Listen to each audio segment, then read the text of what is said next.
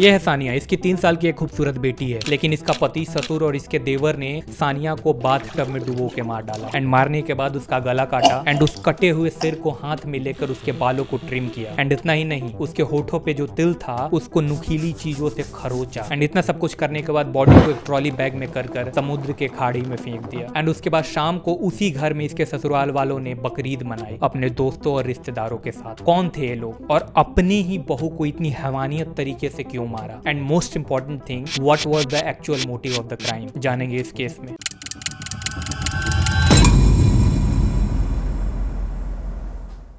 Look, जब इस case के बारे में पढ़ रहा था तो मेरा रूह कांप गया था एंड जब इस केस के मोटिव के बारे में आप जानोगे तो आप कहोगे कि क्यों, कुछ और उपाय भी तो इसका हो सकता था ना। एंड ट्रस्ट मी, जब आप ये पूरा केस सुनोगे तो उसकी इस हैवानियत पे आपको गुस्सा आने लगेगा। केस शुरू करते हैं।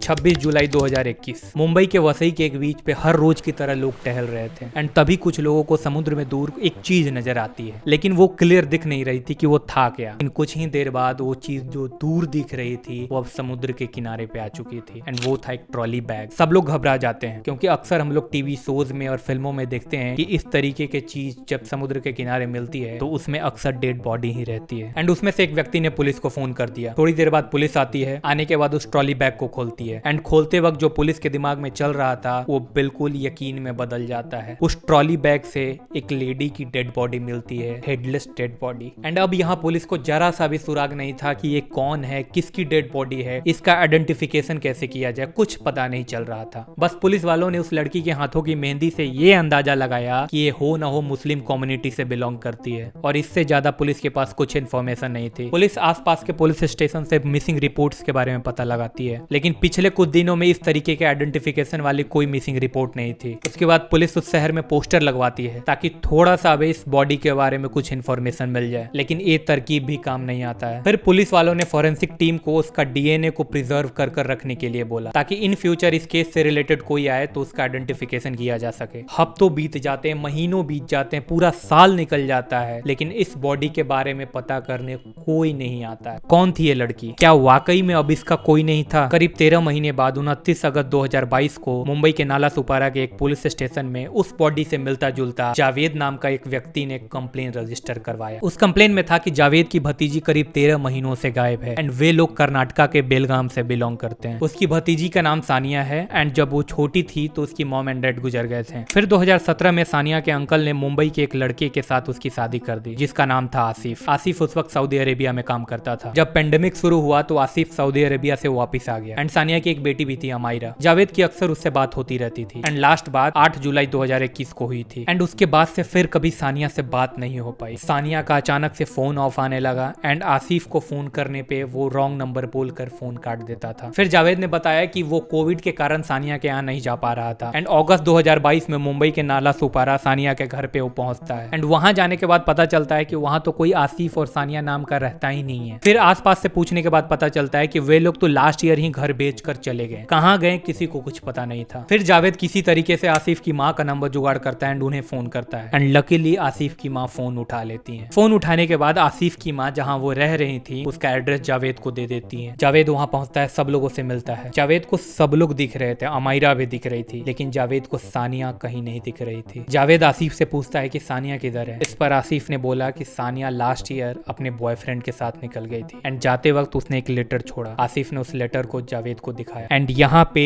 Javed smell a rat. Javed को कुछ फिशी लगता है, वो डायरेक्ट पुलिस स्टेशन पहुंचता है एंड वो कंप्लेंट रजिस्टर करवाता है। पुलिस यहाँ पे सारा डिटेल्स कलेक्ट कर लेती है एंड जावेद को अगले दिन पुलिस स्टेशन बुलाती है बॉडी को आइडेंटिफाई करने के लिए। पुलिस बिना हेड वाली बॉडी की फोटो जावेद को दिखाती है। जावेद तुरंत उस बॉडी को पहचान लेता है एंड जावेद उस वक्त पुलिस को बोलता है कि हाँ, इस सानिया का ही डेड बॉडी है। पुलिस अब आसिफ की फैमिली को बुलाती है एंड उनसे पूछताछ करती है। पूछताछ में आसिफ सेम स्टोरी बताता है, लेकिन स्टोरी बताते वक्त वो घबरा सा रहा था। पुलिस को यहाँ पे आसिफ पे शक होता है। आसिफ ने वो लेटर भी पुलिस को दिखाया। पुलिस वो लेटर लेकर फॉरेंसिक में भेज देती है एंड अमायरा और आसिफ का डीएनए सैंपल कलेक्ट करती है एंड उसे भी फॉरेंसिक टेस्ट के लिए भेज देती है। कुछ दिन बाद रिपोर्ट आता है एंड गेस व्हाट, उस बॉडी का डीएनए सैंपल से आसिफ और अमायरा का डीएनए सैंपल बिल्कुल मैच कर जाता है। उस लेटर पे जो हैंड राइटिंग थी वो भी आसिफ की ही थी। पुलिस फिर से आसिफ को पूछताछ के लिए बुलाती है एंड इस बार थोड़ा ढंग से पूछताछ कर रही थी, like real police, police police. And फिर आसिफ ने पूरी स्टोरी बताई। भाई जो कहानी आसिफ ने सुनाई ना, आप सुनकर दंग रह जाओगे, घृणा करने लगोगे ऐसे लोगों से कि कोई इतना क्रूर कैसे हो सकता है, कोई इतना हैवान कैसे हो सकता है। आसिफ ने बताया कि शादी के बाद 2019 में अमायरा का जन्म हुआ। सानिया एंड उसके परिवार वाले काफी खुश थे। फिर आसिफ के परिवार वाले आसिफ से बोलते हैं कि अमायरा को तुम अपने बहन को दे दो, क्योंकि शादी के 10 साल हो गए थे एंड उसके बहन के पास कोई बच्चा नहीं था। इस बात को करीब 2 साल बीत जाते हैं। सब लोग सानिया को इंसिस्ट करने लगते हैं, सब लोग उसे मनाने की कोशिश करते हैं, लेकिन सानिया मानने को राजी नहीं थी। एंड जब आसिफ सऊदी में था तो उसका ससुर हनीफ उसे असॉल्ट भी किया था। इस बात को लेकर सानिया पुलिस स्टेशन भी गई थी, लेकिन फिर रिश्तेदारों ने मिलकर केस रजिस्टर नहीं करने दिया। फिर आसिफ और उसके फैमिली वालों ने अपनी राह को रोड़ा को हटाने को सोचा, मींस सानिया को मारने का प्लान बनाया। 21 जुलाई 2021 की दोपहर को जो हुआ आप सुनकर आग बबूला हो जाओगे। आसिफ अमायरा को अपनी बहन के यहाँ भेज देता है एंड यहाँ आसिफ, उसका भाई, उसका ससुर हनीफ, ये तीनों मिलकर सानिया के हाथ पांव बांधते हैं। बांधने के बाद उसे बाथटब में डुबो के मार देते हैं। एंड यहाँ पे भी वो लोग नहीं रुकते हैं। उन लोगों को डाउट होता है कि सानिया अभी मरी नहीं है। फिर आसिफ चाकू से सानिया का गला रेतना शुरू करता है। पूरे घर में खून की नदी बहने लगी थी, दीवारों पे खून,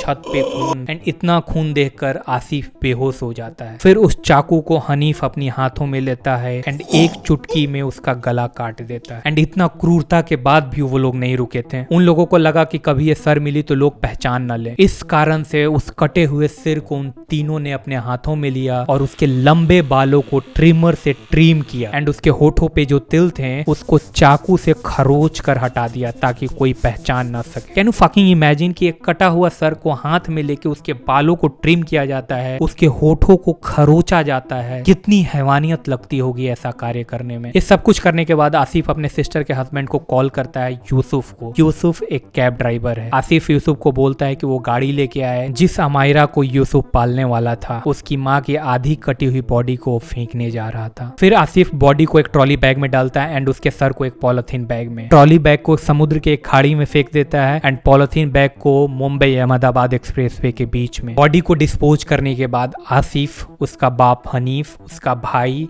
यूसुफ, ये सभी लोग मिलकर उसी घर में शाम में बकरीद मनाते हैं अपने दोस्तों और रिश्तेदारों के साथ। एंड फिर करीब 3 महीने बाद आसिफ ने उस नाला सुपारा वाले घर को बेच दिया एंड बेचने के बाद अपने सिस्टर के पास शिफ्ट हो गया। पुलिस आसिफ, हनीफ, यूसुफ एंड उसके भाई को अरेस्ट कर लेती है। तो ये थी आज की केस स्टडी। ऐसे ही एक और आसिफ के कहानी के बारे में जानना चाहते हैं, किस तरीके से आसिफ डार्क वेब के बहकावे में आकर अपने पूरे परिवार को कॉफिन में बंद कर बेमौत मार दिया, तो ये वाले वीडियो पे क्लिक करो। बाय।